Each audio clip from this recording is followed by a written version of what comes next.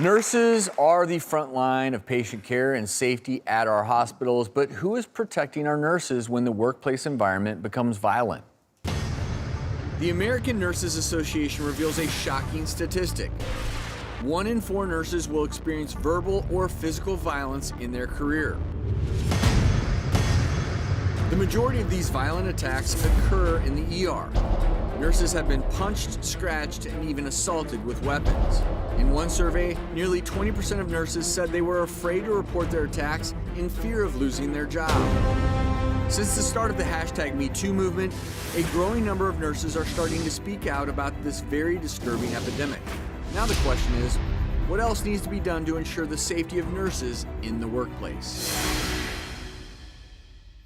Our first guest today is a nurse who experienced this violence firsthand. Please welcome Randee, who joins us via Skype. And Randee, thank you for being here. First question is, how long have you been a nurse now? I've been a nurse for about 9.5 years. Always known I wanted to be a nurse from the time I was a little kid. I knew my calling was to be a caretaker. And the 9.5 years that I've been a nurse, I've been in emergency medicine. Well, I personally thank you very much for the work that you do. Thank you. Unequivocally can say that emergency departments do not run without the work that you do. And I'm sorry that you did experience this type of workplace violence. Can you explain what happened when you were attacked? Yeah, I wish I could say it's the first time. I've been attacked many times in my 9 years, but it was never this bad. It was a typical day. Show up to work at 6 a.m., 6:30 in the morning. I walk into a patient's room. She needed medical clearance in order to go on to the psychiatric facility. I turned my back for maybe just a second. She was compliant, lying in bed. When I turned back to draw her labs, she took a big uppercut right to my cheek. And it took myself and another nurse a few minutes holding her down in the bed until security arrived. And what is security like at your hospital?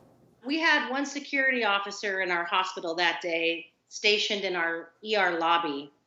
So that took probably a couple minutes. It felt like 5 minutes while I'm struggling with this girl, holding her down in the bed, waiting for help to arrive. But he had to respond from the ER lobby into the main ER proper. And Randee, do you have any sort of special protocol when you're dealing with a mental health patient?